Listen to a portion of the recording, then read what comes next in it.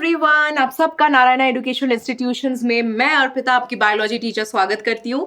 जैसे कि आप सबको पता है कि हमने एक वन शॉट का सीरीज स्टार्ट किया हुआ है जिसमें हम आपके ग्रेड 10th बोर्ड्स के लिए जो भी चैप्टर्स साइंस और मैथ से इंपॉर्टेंट है वो सारे चैप्टर्स हम कवर कर रहे हैं जस्ट वन शॉट में। सारे इंपॉर्टेंट चैप्टर्स लेके हम आपको समझाने की कोशिश करेंगे कि इसमें से आपके एग्जामिनेशन पॉइंट ऑफ व्यू के साथ साथ कौन सा इंपॉर्टेंट है, कितने मार्क्स आप एक्सपेक्ट कर सकते हो, ये सब हम इस सेशंस में डिस्कस करने वाले हैं। तो आज का जो चैप्टर है आपका वो है बायोलॉजी से लिया हुआ है हमने, जिसका नाम है आवर एनवायरनमेंट। ये जो चैप्टर है ये काफी इजी है compare to the other chapters और ये चैप्टर बहुत ही ज्यादा मार्क फेचिंग है। इस चैप्टर से आप कितने मार्क्स एक्सपेक्ट कर सकते हो बच्चे? इस चैप्टर से आप एटलीस्ट 5 मार्क्स एक्सपेक्ट कर सकते हो और ये जो 5 मार्क आते हैं ये आपके 2 मार्क और 3 मार्क वाले क्वेश्चंस आते हैं यहां से। सो एक क्वेश्चन आपका 2 मार्क्स का आ सकता है और एक क्वेश्चन आपका 1 मार्क का आ सकता है। सो इसमें से इसीलिए इंपॉर्टेंट है कि आप अपने कॉन्सेप्ट्स को क्लियर रखिए। जैसे अभी रिसेंटली एक सर्कुलर आया हुआ है जिसमें कि एनसीईआरटी सीबीएसई ने बोला हुआ है कि 50% कॉन्सेप्चुअल क्वेश्चंस आप एक्सपेक्ट कर सकते हो एग्जामिनेशंस में। सो कॉन्सेप्ट बेस्ड क्वेश्चंस, आपके कॉन्सेप्ट क्लियर हो तब जाके आप मार्क लेके आ सकते हो, है ना। तो अभी हम क्या करेंगे, ये सारे कॉन्सेप्ट्स को आपके क्लियर करवाते हैं जस्ट वन शॉट में। चलिए फिर बिना टाइम वेस्ट किए let us start this topic, that is our environment. Now in our environment there's a word environment। आप सबको क्या लगता है environment क्या होता है? जब आप डिस्कस करते हो एक दूसरे के साथ क्या बोलते हो, यार एनवायरनमेंट बहुत खराब हो गया है ना। उसका मतलब क्या होता है पता है आपको? एनवायरनमेंट का मतलब है कोई भी चीज हमारे आसपास जो हमको सराउंड करके रखती है, that is referred to as the environment. यहाँ पे आप देखो, जब हम कोई भी चीज को लेते हैं, चाहे वो लिविंग नॉन लिविंग हो, हर किसी चीज की एक एनवायरनमेंट होती है। और यहाँ पे देखो आप, एक फैमिली बैठी हुई है, ये इनके लिए हेल्दी एनवायरनमेंट हो गया। वहां पे वो एक न्यूज़पेपर पढ़ रहा है, उसमें भी उसके सराउंडिंग आजू बाजू कुछ भी है तब भी एनवायरनमेंट है उसका, है ना। So all organisms, okay, it can be plants, it can be animals, it can be micro organisms and even human beings, we all have environment that surrounds us. और उसके साथ साथ क्या होता है, हमारे आजू बाजू एक फिजिकल एनवायरनमेंट भी होता है, ठीक है। और जो फिजिकल सराउंडिंग्स होता है हमारे आसपास, वो और हम मिलके एक बैलेंस मेंटेन करते हैं। क्या करते हैं? एक बैलेंस मेंटेन करते हैं। और जब हम ये बैलेंस मेंटेन करते हैं, ये टोटल, ठीक है, ये सारी चीजों को, लिविंग नॉन लिविंग के बीच में जो इंटरैक्शंस होते हैं, वो सिस्टम को हम बोलते हैं इकोसिस्टम, ठीक है। अभी आप आ जाओ इसमें, इकोसिस्टम क्या होता है। यहाँ पे आप देख रहे हो ना कितने वेराइटीज के यहाँ पे एनिमल्स हैं। यहाँ पे आप देख लो वेराइटीज है, वहां पे छोटा सा बच्चा भी है, प्लांट्स भी है, पानी भी है, सब चीजें हैं, यहाँ पे जानवर भी है। तो यहाँ पे एक लिविंग एनवायरनमेंट भी है और एक नॉन लिविंग एनवायरनमेंट भी है। तो जब ये लिविंग और नॉन लिविंग एनवायरनमेंट एक दूसरे के साथ इंटरैक्ट करते हैं और उसके साथ साथ लिविंग ऑर्गेनिजम्स भी अपने साथ साथ इंटरैक्ट कर रहे होते हैं, इन सब को हम बोलते हैं एक इकोसिस्टम। अब ये इकोसिस्टम ऐसे भी हो सकता है जिसमें कि ये अपने साथ साथ अपने different physical activities, physiological activities करा रहे हो, जैसे कि आपका ग्रोथ है, रिप्रोडक्शन है, ये सारे एक्टिविटीज जैसे एक साथ मिलके ये लोग कर सकते हैं, मतलब इंटरैक्ट करते हुए इसको ये फुलफिल करते हैं। उसके साथ साथ ये फिजिकल फैक्टर्स भी होते हैं। क्या क्या फिजिकल फैक्टर्स है आप देख लो यहाँ पे, एक है टेम्परेचर, रेनफॉल भी है, विंड भी है, सॉइल है, मिनरल्स है। ये सब क्या लिविंग पार्ट्स हैं क्या? ये लिविंग पार्ट्स नहीं है, but these are all the non living parts and therefore they are called as the abiotic components. Biotic components एक होता है, एबायोटिक कंपोनेंट्स एक होता है, जो कि आपके इकोसिस्टम को बनाता है। अभी आप यहाँ पे देखो, एक एग्जाम्पल आपका इकोसिस्टम का हमने ले लिया गार्डन, ठीक है। गार्डन में क्या होता है? इंसेक्ट्स भी होते हैं, घास भी होती है वहां पे, है ना। घास के साथ साथ चिड़िया भी होती है ना, बर्ड्स भी है, फिर फ्लावरिंग ट्रीज होते हैं उधर। उसके साथ साथ आप मेंढक को भी देख सकते हो। गार्डन में बहुत तरीके की चीजें होती हैं और ये जो चीजें हैं ये एक साथ एक दूसरे के साथ मिलके एक इकोसिस्टम बना रहे हैं। यहाँ पे क्या लिखा है? All these living organisms interact with each other and their growth and reproduction and other activities are affected by the abiotic components of the ecosystem। जितने भी इनके फिजियोलॉजिकल एक्टिविटीज हैं, ये जैसे कि ग्रोथ और रिप्रोडक्शन हो गए, ये एबायोटिक फैक्टर्स उसको कंट्रोल करते हैं या फिर आप बोल सकते हो इफेक्ट करते हैं। तो जितने भी लिविंग ऑर्गेनिजम्स हैं उनके साथ का इंटरेक्शन along with it उनके फिजिकल एनवायरनमेंट के साथ साथ उनका क्या इंटरेक्शन है ये मैटर करता है। अब आप आ जाओ, गार्डन का इकोसिस्टम का हमने देख लिया। Ecosystem in general can be divided into two types. First is a natural ecosystem and the other is a artificial ecosystem. Natural ecosystem क्या होता है? Natural ecosystem मतलब जब environment और उसके साथ साथ जो ऑर्गेनिजम्स हैं वो नेचुरली नेचर में ऑकर कर रहे हों, जैसे कि आपके पॉन्ड्स हैं, rivers हैं, forests हैं, they are all natural ecosystems. If you come to artificial ecosystems, what are artificial ecosystems? Artificial ecosystems मतलब मैन मेड होते हैं। उसमें क्या होता है, आप मैन मेड इन्फ्लुएंस के बिना उसको चला नहीं सकते। जैसे एक एक्वेरियम आप ले लो, एक एक्वेरियम आपके घर में है, उसमें आप कंट्रीब्यूशन देना पड़ेगा तब जाके वो एक्वेरियम बनता है। और एक आर्टिफिशियल गार्डन जब हम बनाते हैं या फिर जू में जाते हैं, कोई एग्रीकल्चरल फील्ड में जाते हैं, ये सब आर्टिफिशियल इकोसिस्टम्स है। मतलब ये सब को हम अपने आप से इंटरैक्ट करा रहे हैं, ये सेल्फ सस्टेनिंग नहीं है। अगर यहाँ पे ह्यूमन इंटरवेंशन नहीं रहा तो दे विल पेरिश, मतलब ये खत्म हो जाएंगे। That is what is the difference between natural ecosystems and anthropogenic और आर्टिफिशियल इकोसिस्टम्स।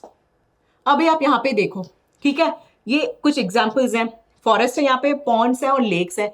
क्या टाइप ऑफ इकोसिस्टम है ये? कमेंट में लिखने ना, एक बार मुझे बताना ये क्या इकोसिस्टम है। ये हो गए आपके नेचुरल इकोसिस्टम्स, करेक्ट। और अब जब हम आ जाते हैं ये दो इकोसिस्टम्स में, एक मैनमेड गार्डन, एक क्रॉप फील्ड है, ये क्या टाइप ऑफ इकोसिस्टम है? ये है आपका artificial ecosystem, right. So these are the different types of ecosystem. One is a natural ecosystem and the other is an artificial ecosystem. अब जैसे मैंने पहले बता दिया आपको, इकोसिस्टम के कंपोनेंट्स होते हैं, है ना। एक होता है उसका बायोटिक कंपोनेंट, एक होता है abiotic component.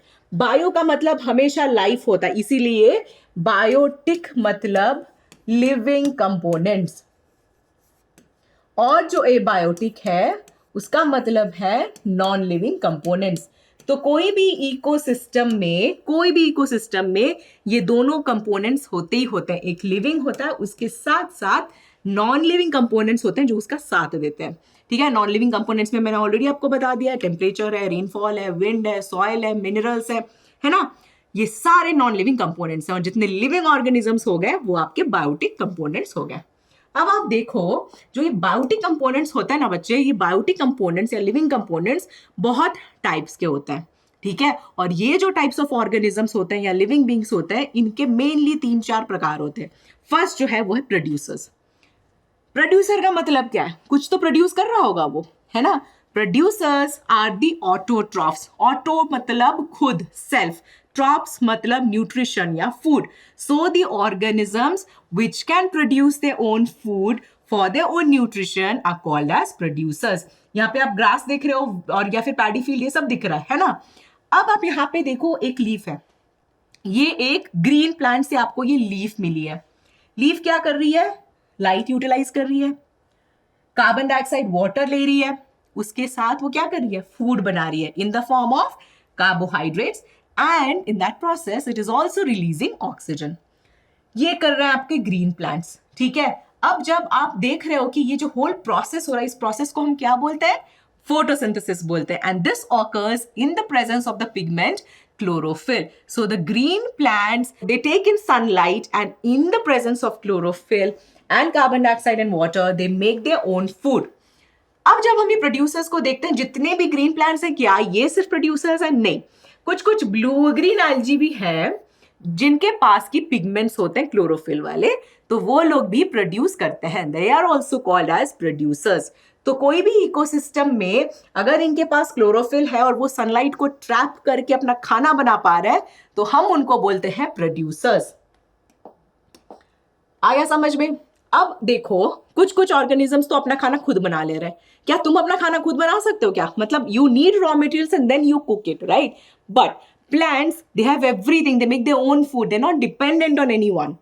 But other organisms which are dependent on these producers for their food and their sustenance, they are called as consumers. मतलब ये consume करते हैं, जो खाना producers बनाते हैं। अब जब हम ये consumers को देखते हैं, ये consumers तरह तरह के होते हैं। एक होता है जो directly producer पे feed करता है, ठीक है, प्लांट ने खाना बना लिया, इंसेक्ट आया, कोई ग्रासोपर आया, डायरेक्टली इसको प्लांट को खाया, तो वो जो कंज्यूमर है उसको हम बोलते हैं प्राइमरी कंज्यूमर। ठीक है, अब प्राइमरी कंज्यूमर को हम हर्बीवोर भी बोलते हैं क्योंकि वो ग्रीन प्लांट्स पे फीड करता है। हर्बीवोर मतलब ग्रीन प्लांट्स को जो खाता है। अब इसको जो फीड करेगा, इसके ऊपर जो फीड करेगा उसको हम बोलेंगे सेकेंडरी कंज्यूमर। ठीक है, प्राइमरी और सेकेंडरी। सेकेंडरी के बाद जो आता है वो होता है आपका टर्शियरी कंज्यूमर। टर्शियरी कंज्यूमर्स होते हैं at the top of the food chain. अब ये फूड चेन क्या है मैम, ये भी मैं आपको बता रही हूं, थोड़ी देर रुक जाओ, पहले आप ये देख लो। प्लांट्स है, इंसेक्ट या ग्रासहोपर ने खाया, उसको किसने खाया, माउस ने, उसको किसने खाया, आउल ने। सो ग्रेजुअली ये जो है ना, ये प्रोसेस इनका, इनमें से कितने लोग कंज्यूमर्स हैं, ये सारे कंज्यूमर्स हैं। तो जो लोग डायरेक्टली अपना खाना खुद नहीं बना सकते बट डिपेंड करते हैं प्रोड्यूसर्स के ऊपर अपने खाने के लिए, उनको हम बोलते हैं कंज्यूमर्स। ठीक है,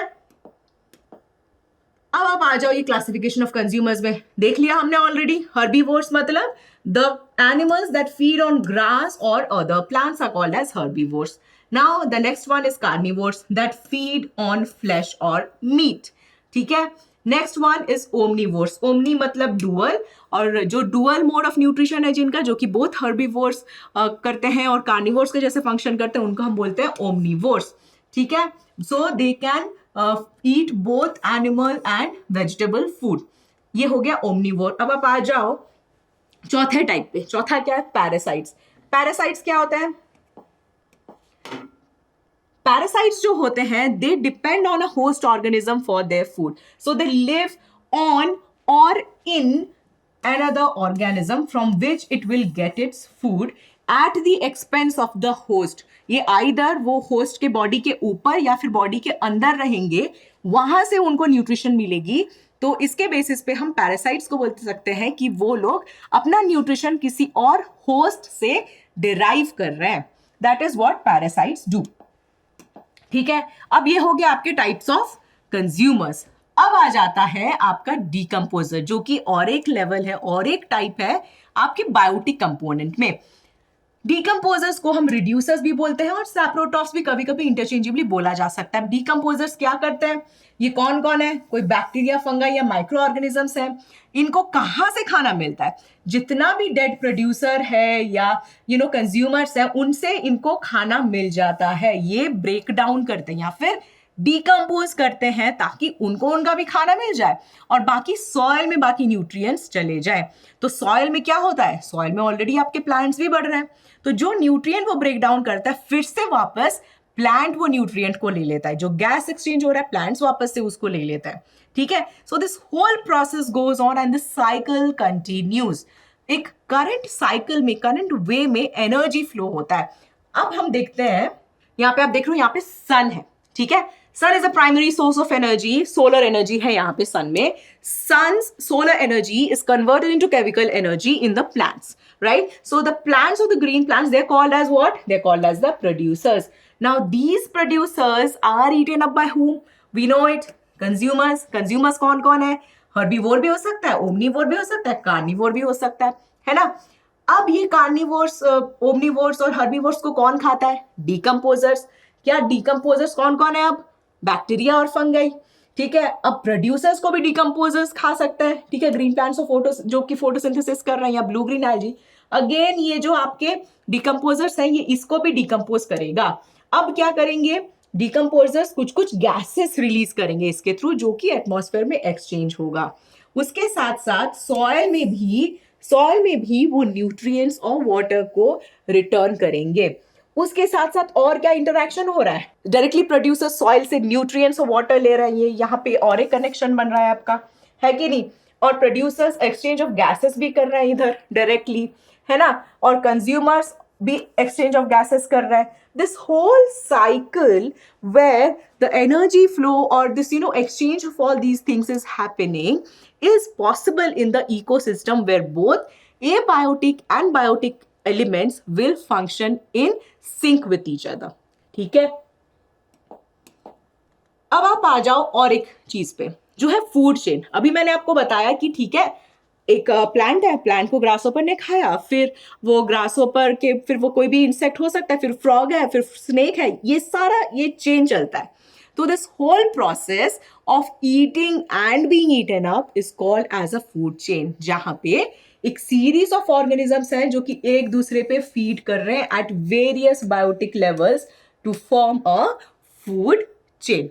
अब आप देखो यहाँ पे ये क्या है, ये क्या है, ये है सॉइल। अब ये जो सॉइल है इसमें क्या है, प्रोड्यूसर्स है। प्रोड्यूसर्स को कौन खा रहा है, हर्बीवोर्स। हर्बीवोर्स पे कौन फीड कर रहा है, कार्निवोर्स, है ना। अब ये डिफरेंट ईटिंग हैबिट्स हो रहे हैं यहाँ पे, इसको ये खा रहा है, फिर इसको ये खा रहा है, तो आप खाना खा भी रहे हो और आपको कोई और आके फिर से खा भी रहा है। तो ये जो डिफरेंट लेवल्स है ना, ये सारे एक दूसरे के ऊपर इंटरडिपेंडेंट है अपने न्यूट्रिशन के लिए, और इस प्रोसेस को हम बोलते हैं फूड चेन। ये लिंक को हम बोलते हैं फूड चेन। अभी आप यहां पे देखो, एक स्टेप जो है फूड चेन का, उसको हमने बोला ट्रॉफिक लेवल। जैसे कि मैंने ऑलरेडी आपको बोल दिया है, ट्रॉफ का मतलब है न्यूट्रिशन, न्यूट्रिएंट, है ना। तो जो भी न्यूट्रिएंट लेवल्स है ना आपके फूड चेन में, वो सब को हम बोलते हैं ट्रॉफिक लेवल्स। यहाँ पे आप देखो, मेज है, मेज एक प्रोड्यूसर है।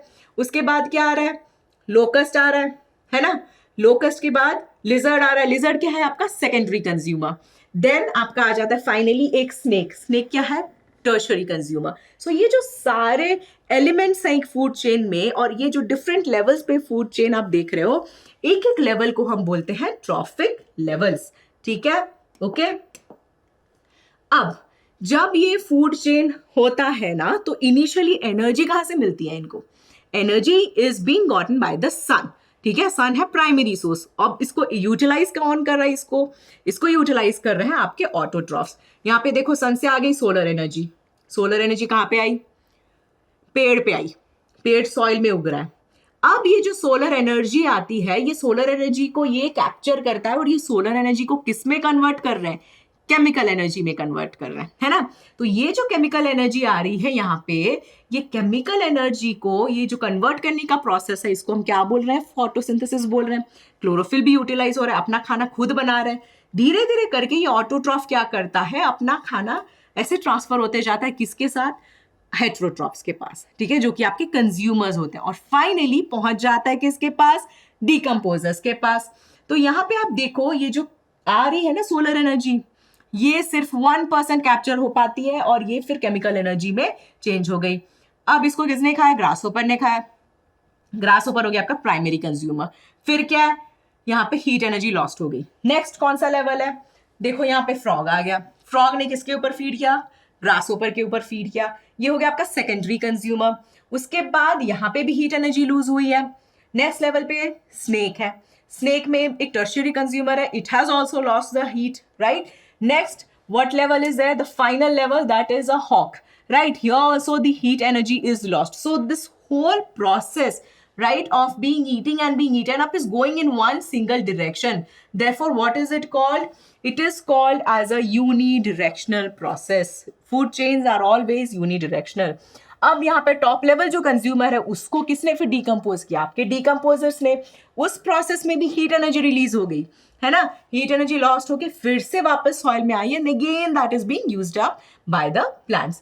तो ये जो फूड चेन आता है ना, ये एक डायरेक्शन में ही चल रहा है, कभी भी रिटर्न वापस नहीं जाता है। ठीक है, so when one form of energy is change to another, some energy is lost to the environment in forms which can not be used again. तो जो एनर्जी आप लूज कर रहे हैं, वो आप वापस से यूज नहीं कर सकते हैं। जब हम एनर्जी की बात कर रहे थे, पिछले एग्जाम्पल में भी यही सेम था, है ना।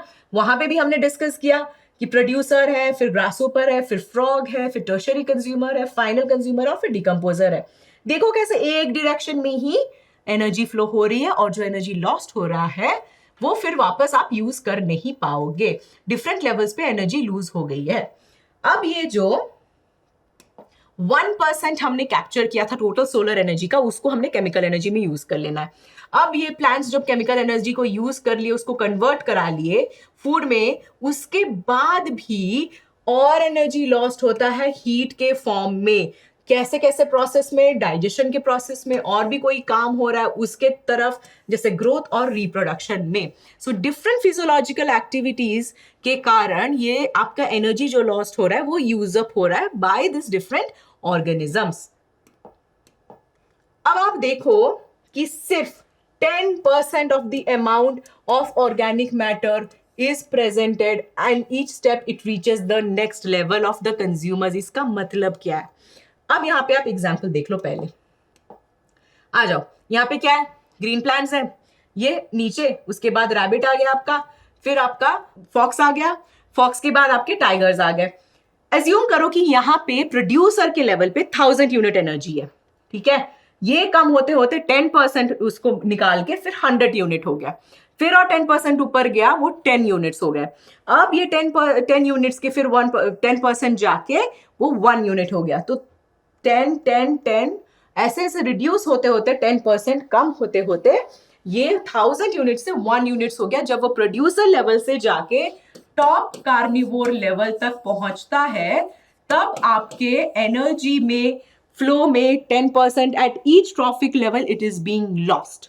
Correct? So this food chains which are there, they consist only of 3 or 4 steps.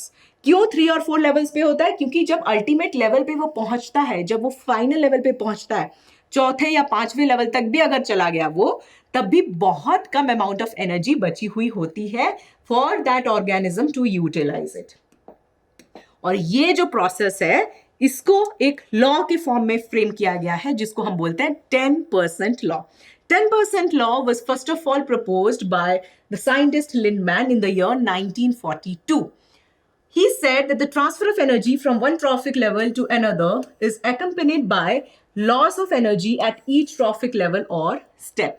So when the plants are eaten by an animal that is a herbivore, about 10% of the energy that is stored in the food is fixed into animal flesh. Then next, when the carnivore will consume that herbivore, again 10% energy will be fixed. So what do you understand by this? At each trophic level, that means at each transfer, 10% is lost and 90% of the food or biomass energy is lost. During what processes? Respiration, digestion, and it can be passed over to the detritus. तो last step तब जब आप आते हो ना, वहां पे जो नेक्स्ट ट्रॉफिक लेवल को एनर्जी मिलनी चाहिए वो काफी रिड्यूस हो गई रहती है. और ये लॉ को हम बोलते हैं 10% law. That is why the usable energy that is being left towards the end of the trophic level is very very less. यहाँ पे आप देख लो, बोल दिया हमने, है ना, 10% गया, यहाँ पे अगर 1% मिला, 0.1 लास्ट में देखो कितना कम हो गया, 0.01% हो गया. अब आप आ जाओ और एक चीज में, जो मैं बता रही हूं ना, कि जितना आपका फूड चेन का नंबर इंक्रीज करते जाएगा, जितना नंबर ऑफ इंडिविजुअल्स बढ़ते जाएगा, जितना फूड चेन का नंबर इंक्रीज होते जाएगा और नंबर बढ़ते जाएगा, उसका मतलब ये है कि नंबर और एनर्जी धीरे धीरे कम होते जाएगी. नंबर कैसे? क्योंकि प्रोड्यूसर्स का नंबर हमेशा सबसे ज्यादा रहेगा और जो टॉप लेवल ऑफ कार्निवोर्स है उनका नंबर सबसे कम रहेगा. यहाँ पे भी आप देख लो, ये इलस्ट्रेशन में आपको पता चल रहा है, प्रोड्यूसर्स हैं, प्रोड्यूसर्स का नंबर सबसे ज्यादा है. और ये जो फूड चेन है ना, इसका लेंथ हमेशा जो 4 और 5 होता है वो बता दिया. यहाँ पे आप देखो different types of food chain है, तो based on the type of food chain also their connections will be different. Okay, they can be eaten up by different organisms. जैसे एक फ्रॉग है, एक फ्रॉग खा सकता है ग्रासोपर या एक इंसेक्ट को, उस फ्रॉग को एक स्नेक ने खा लिया. अब ये फ्रॉग को एक क्रोकोडाइल खा सकता है और वो स्नेक को भी क्रोकोडाइल खा सकता है कि नहीं? सो ये जितने भी ऑर्गेनिजम्स एक दूसरे को eating, yeah, they're eaten up by different organisms, they are forming a chain. यहाँ पे और एक एग्जाम्पल देख लो, रैबिट है. रैबिट क्या खा रहा है? कैरेट्स भी खा रहा है और लेटस भी खा रहा है. बट ये रैबिट को कौन खा सकता है? रैबिट को एक फॉक्स भी खा सकता है, ईगल भी खा सकता है कि नहीं? तो ये जो डिफरेंट ऑर्गेनिजम्स रैबिट को खा रहे हैं वो भी अलग अलग फूड चेन का हिस्सा हो सकते हैं. तो ये जो फूड चेन्स अलग अलग रहते हैं, ये भी अपने आप में एक इंटरकनेक्शन वेब लाइक स्ट्रक्चर बनाते हैं. So the interconnected food chains together form a web-like structure that is called as a food web. ठीक है, ये देख लो आप. यहाँ पे आप क्या, आपको क्या दिख रहा है? ये रैबिट है, देखो कितने सारे फूड चेन्स में वो है. है ना? तो ये interlinking of the different food chains forms a food web. Now come to one more topic, that is biological magnification. ठीक है, बायोलॉजिकल मैग्निफिकेशन का मतलब क्या होता है? जब आप एक मैग्नीफाइंग ग्लास देखते हो, आपका मतलब यूज क्या होता है? उसका यूज ये होता है कि आप कोई सब्सटेंस देख नहीं पा रहे हो नेकेड आई से, आप मैग्नीफाइंग ग्लास से उसको बड़ा करके देख रहे हो. मैग्नीफाई मतलब बढ़ना. बायोलॉजिकल मैग्निफिकेशन का मतलब ये होता है कि कोई भी टॉक्सिक सब्सटेंस या पॉइजनस सब्सटेंस अगर एनवायरनमेंट में घुस गया है और अगर वो बायोडिग्रेडेबल नहीं है, तो ग्रेजुअली जब वो ट्रॉफिक लेवल्स में पास ऑन होते जाता है, उसका amount in successive trophic levels starts to increase. यहां पे आप देखो डीडीटी का एग्जांपल है. ठीक है, डीडीटी एक हार्मफुल सब्सटेंस है जो कि क्रॉप्स में यूज किया जाता था. वाटर में उसका कॉन्सेंट्रेशन कितना कम है आप देखो, जू प्लैंक्टन में जाते जाते बढ़ गया. नेक्स्ट लेवल कौन सा है? Small fish. स्मॉल फिश में लेवल थोड़ा सा और बढ़ गया उसका. नेक्स्ट क्या है? Large fish. 2 ppm parts per million में आ गया. अब 25 parts per million fish eating birds of prey, जो कि सबसे हाई वाला लेवल है. तो इसका मतलब क्या है कि as you move towards the different trophic levels in a food chain, these harmful chemicals which are present in the food chain, their amount will increase in subsequent levels. यहां पे आप देखो पेस्टिसाइड्स हम यूज कर रहे हैं, है ना? अलग टाइप के केमिकल्स यूज कर रहे हैं ताकि हम अपने क्रॉप्स को डिजीजेस और पेस्ट से बचा सके. बट क्या होता है जब बायोलॉजिकल मैग्निफिकेशन हो जाता है, इनका अमाउंट बढ़ते जाता है, क्योंकि सारे क्रॉप लैंड से वॉश होके पानी में आ गए. अब पानी से कोई जू प्लैंक्टन उसको खा लिया, फिर फिश खा लिया, फिर बर्ड खा लिया. ग्रेजुअली इनका अमाउंट बढ़ते हुए जाता है. ठीक है, so the chemicals are not degradable, that is why they are accumulated progressively at each trophic level. This phenomenon is called as biological magnification. आ गया समझ में?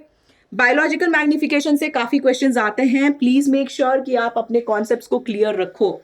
ठीक है, उसके साथ साथ मैंने जो बोला था आपको फूड चेन के बारे में, एनर्जी फ्लो के बारे में, वहां से भी आपको क्वेश्चंस आ सकते हैं. तो अपने सारे कॉन्सेप्ट्स को प्लीज स्टूडेंट्स क्लियर करके रखना है, बिकॉज अब अगर आप अपने कॉन्सेप्ट्स को क्लियर रखोगे, आप कोई भी क्वेश्चन आंसर कर सकते हो. अगर आप अपने कॉन्सेप्ट्स को क्लियर रखोगे तो क्या हो जाता है ना, आप कोई भी टाइप के क्वेश्चन, जैसे कि अभी बोला जा रहा है कि कॉन्सेप्चुअल बेस्ड क्वेश्चंस आ जाएंगे, कॉन्सेप्चुअल बेस्ड क्वेश्चंस अगर आते हैं तब भी आप आंसर कर सकते हो. और ये चैप्टर बहुत ही इजीली आप मार्क फेच कर सकते हो. ठीक है, अब आते हैं हम और एक इशू पे. ठीक है, अब आपको पता है कि ये चैप्टर में इजी इजी क्वेश्चंस आ जाएंगे. ये एक टॉपिक है जिसमें कि मोस्टली पूछा जाता है कुछ कुछ चीजें, जैसे कि ओजोन डिप्लीशन है और एक चीज है आपका वेस्ट डिस्पोजल मैनेजमेंट. ओजोन जो डिप्लीशन है वो होता क्यों है, उसको पढ़ने से पहले हम आते हैं ये समझने के लिए कि जो ओजोन है वो बनता कैसे है. आप में से किसी को पता है क्या कि ओजोन बनता कैसे है?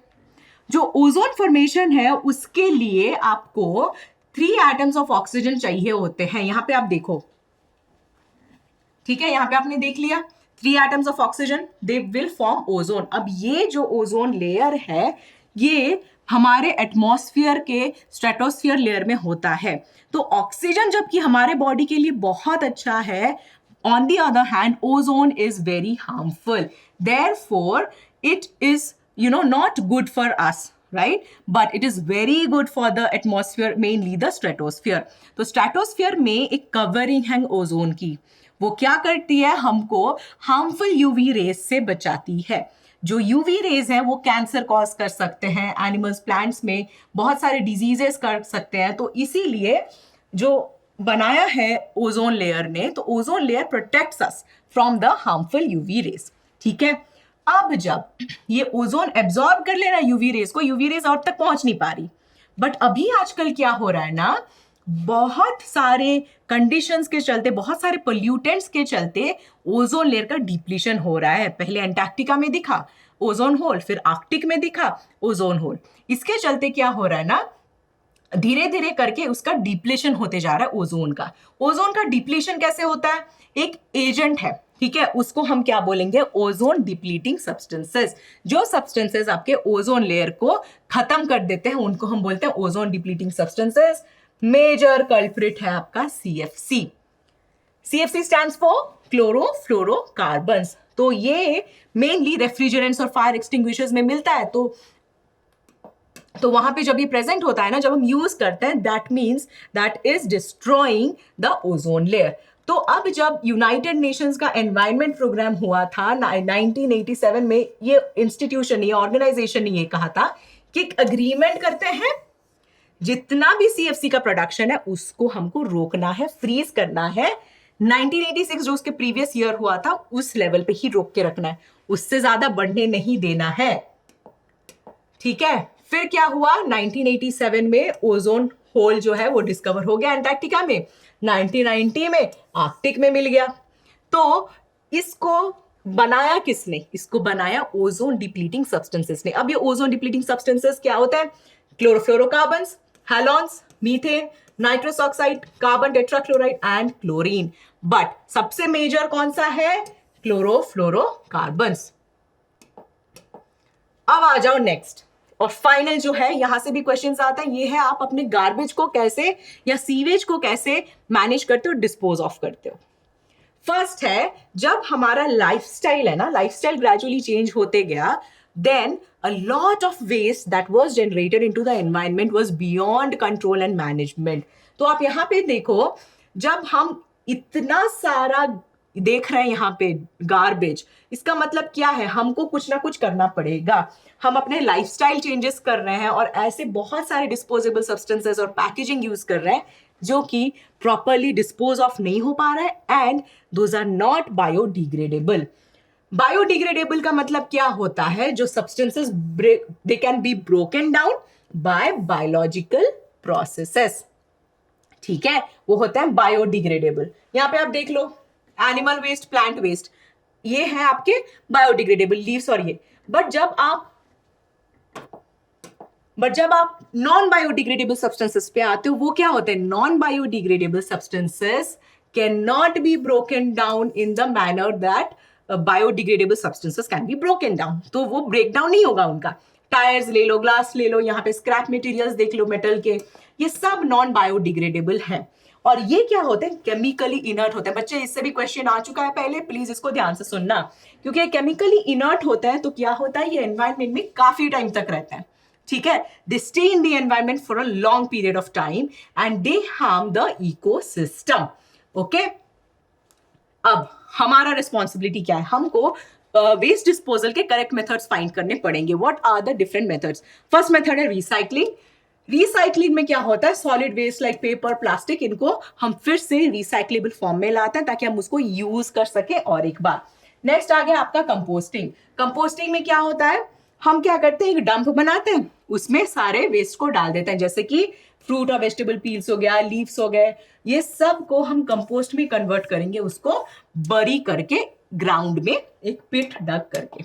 ठीक है, बायोगैस और मैन्योर, ये जब हम एनारोबिकली कोई चीज को डिकम्पोज करते हैं तो ये रिलीज होता है बायोगैस और मैन्योर। नेक्स्ट आ गया जलाना, यानी बर्निंग। बर्निंग तो हो ही जाता है, बट बर्निंग सही चीज नहीं है, क्योंकि यहां से एयर पॉल्यूशन होता है, नॉक्स और सॉक्स रिलीज होते हैं एनवायरमेंट में। ठीक है, तो oxides of nitrogen and oxides of sulphur are released which are poisonous and harmful air pollutants which harm the air even more. Okay, अब आप आ जाओ नेक्स्ट पे है लैंडफिलिंग। लैंडफिलिंग में क्या होता है? अर्बन एरियाज में जितने भी वेस्ट है ना, वहां पे शहर से थोड़ा बहुत दूर जाके डंप कर देना सारे वेस्ट को, और उसको फिर आप कवर कर लो अर्थ लाइन में या ब्लीचिंग पाउडर में। क्यों? क्योंकि वहां से बदबू नहीं आएगी, but still that area will stink and because it is open it can cause diseases and infections. ये प्रोसेस को हम बोलते हैं लैंड फिलिंग। अब आ जाओ लास्ट प्रोसेस पे। लास्ट है आपका सीवेज ट्रीटमेंट प्लांट्स। यहां से भी कभी कभी क्वेश्चन आ जाता है, ध्यान से सुनना। सीवेज ट्रीटमेंट प्लांट्स में क्या होता है? जो भी डर्टी ड्रेन वाटर निकलता है घरों से, उसको सीवेज बोला जाता है। अब इसको हम डायरेक्टली अगर रिवर में रिलीज कर दें तो वो पोल्यूट कर देगा पानी को, है ना? तो पानी को पोल्यूशन से रोकने के लिए हमको क्या करना है? इस वाटर को, सीवेज को एक सीवेज ट्रीटमेंट प्लांट में भेजना है। And when we send it to the sewage treatment plant and when it goes through different processes, the water is now cleaned. It has less amount of dirty element in it, है ना। तो ये clean हो गया। अब जब ये clean हो गया, हम इसको फिर रिवर में डाल सकते हैं, यानी डिस्चार्ज कर सकते हैं। जब ये रिवर में वापस जाएगा, इसका मतलब ये कि ये और पोल्यूशन नहीं कॉज करेगा, है ना। That is what sewage treatment plants can do to sewage water. तो ये हो गया आपके चैप्टर के पूरे डिटेल्स हमने कवर कर लिए। अगर आप ये हमने सारे डिटेल्स यहाँ पे कवर कर लिए, स्टार्टिंग फ्रॉम फूड चेन, हमने देखा एनर्जी फ्लो, फिर हमने बायोमैग्निफिकेशन देखा, और एनवायरमेंटल चेंजेस कैसे हो रहे हैं, कैसे उसको रोकना है, उस सब के बारे में हमने आज के इस चैप्टर में डिस्कस किया है। और मैंने आपको बता दिया सबसे इंपॉर्टेंट टॉपिक्स क्या क्या है। But still, if you people have any doubts, please put your doubts in the comment section. And after watching the video, please mention if you liked anything, and if you have any other questions, then do put it in the comment section, right? And continue watching our channel, and don't forget to like, share, and subscribe to the channel. Thank you so much.